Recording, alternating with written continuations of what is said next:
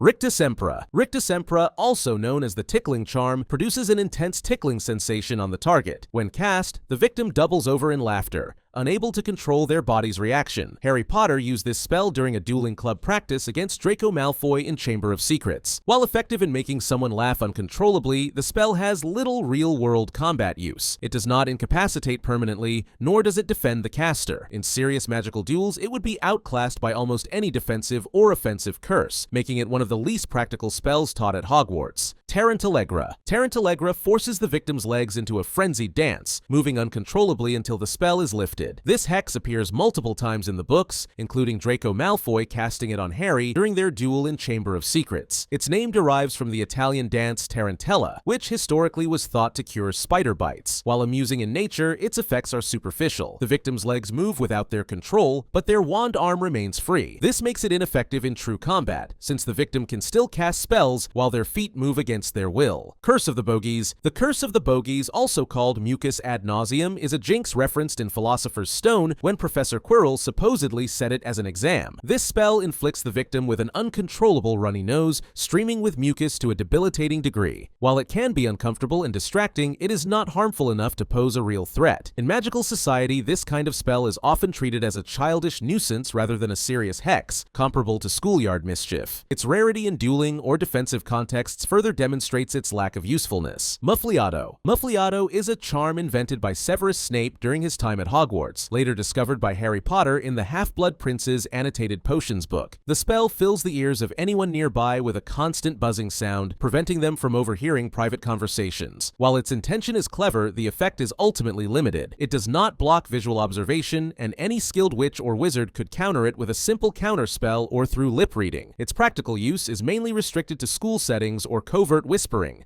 making it situational and arguably one of the less valuable spells for day-to-day life or defense. Orchideus. Orchideus is a charm that conjures a bouquet of flowers from the caster's wand tip. Ollivander performs this spell when demonstrating Harry's wand during Goblet of Fire, producing a spray of flowers. The spell is classified as a conjuration charm, but unlike other conjuring magic, its use has no practical application in defense, combat, or survival. It exists largely as a charm of presentation or courtesy, useful for gift-giving or aesthetic effect. In the broader spectrum of wizarding magic, its lack of serious application places it among the least essential spells. Densaugio. Densaugio is a hex that causes the victim's front teeth to enlarge uncontrollably. The effect is both painful and humiliating, as seen when Draco Malfoy used it on Hermione Granger in Goblet of Fire. While it does disrupt the target's speech and confidence, it offers little true advantage in combat. The growth can be reversed quickly by skilled witches and wizards, especially healers or professors at Hogwarts. Unlike offensive curses that disable an opponent completely, this spell's impact is temporary and cosmetic,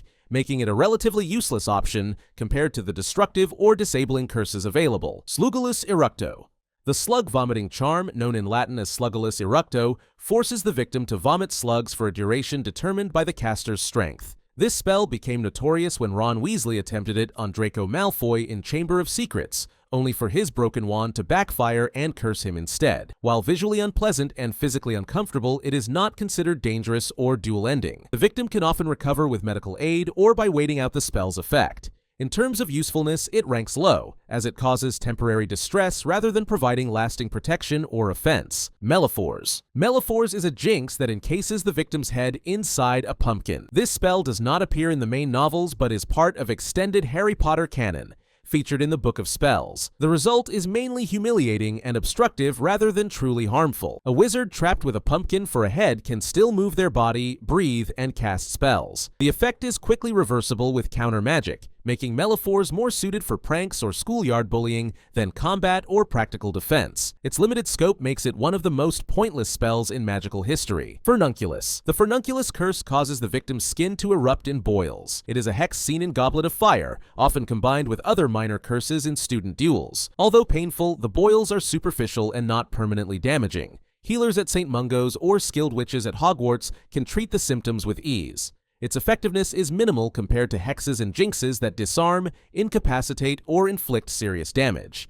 As a result, the curse is often considered a childish or intermediate-level hex, rather than something a serious duelist would rely on. Avifors. Avifors is a transfiguration charm that turns small objects into birds. It appears mainly in extended canon, particularly in video games and instructional spellbooks. While impressive as a demonstration of magical control, its usefulness is extremely limited. The birds created are ordinary and offer no advantage in battle, as they disperse quickly or can be ignored by a prepared opponent. The spell is often taught to students as a practice exercise in transformation, rather than being valued as a practical tool in real-world magic. Its narrow scope and weak results make it one of the more trivial spells in the wizarding repertoire. Repariphage. Repariphage is a counter-transfiguration spell designed to undo botched or incomplete transformations. Hermione Granger is known to have used it during her second year at Hogwarts to correct accidental mishaps. While useful in very specific cases, the spell's application is highly situational. It only becomes necessary if someone has failed at transfiguration in the first place, and even then, skilled wizards are unlikely to need it often. Compared to more versatile counterspells, Repariphage is seen as overly narrow, serving mainly as a student safeguard rather than a reliable magical tool in wider contexts. Spongify. Spongify, the cushioning charm, softens a surface to make it bouncy and safe to land on.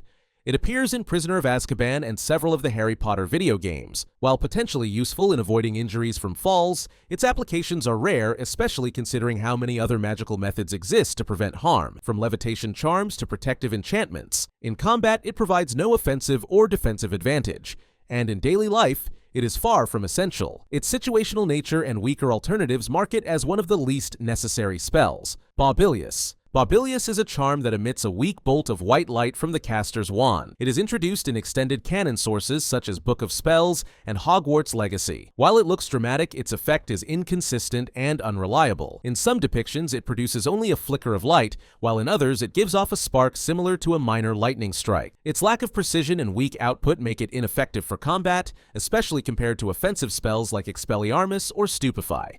Because of this inconsistency, Baubilius is often dismissed as one of the least effective offensive spells. Pure Totem Locomotor. Pure Totem Locomotor is an advanced animation spell used by Professor McGonagall in Deathly Hallows. It brings suits of armor and statues to life, as seen during the Battle of Hogwarts when McGonagall animated the castle's defenders. Despite its grandeur, the spell is highly situational. Few witches or wizards have access to enchanted armies of stone soldiers. In ordinary life or even dueling, the spell serves no purpose, as it requires an environment filled with animate-worthy objects. While powerful in the right context, its limited scenarios of use render it impractical in most circumstances. Hiccuping Hex. The Hiccuping Hex forces the victim into uncontrollable hiccups. It is never shown in the main books, but is referenced in extended sources and fan-facing material as one of the more trivial curses passed around in wizarding duels. The effect is primarily embarrassing and mildly uncomfortable. Unlike jinxes that prevent clear speech or movement, hiccups do not stop spellcasting entirely, meaning the target can continue dueling through the disruption. Its reputation is closer to a schoolyard prank than a viable defensive tool. Jellylegs Jinx. The Jellylegs Jinx makes the victim's legs wobble uncontrollably, causing them to stumble or collapse.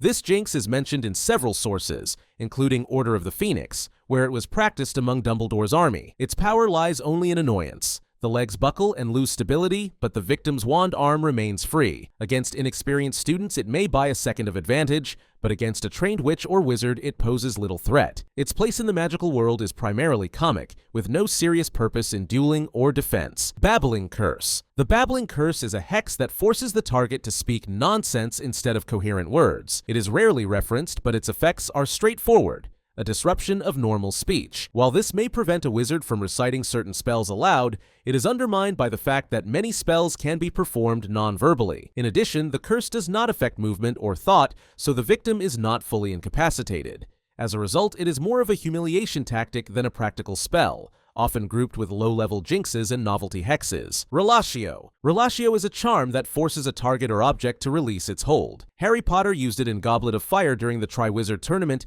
to escape the grasp of Grindylows underwater. When cast with force, it shoots a stream of hot sparks, compelling whatever is holding the caster to let go. While it has this very specific purpose outside of underwater combat or entanglement situations, Relatio is rarely of use. Wizards usually rely on more general force spells such as Expelliarmus or Depulso, which makes Relatio overly niche and limited. Colloportus. Colloportus is the locking spell. designed to magically seal doors so they cannot be opened by normal means. It was used by Hermione Granger in Order of the Phoenix when the group was escaping from Death Eaters. While effective against non-magical intruders, it is quickly countered by the unlocking charm, Alohomora. The two spells cancel each other so easily that Colloportus becomes almost redundant. Against any trained wizard, it offers little protection, functioning more as a temporary stall than a reliable barrier. Its limitations make it one of the least dependable defensive spells in the magical arsenal.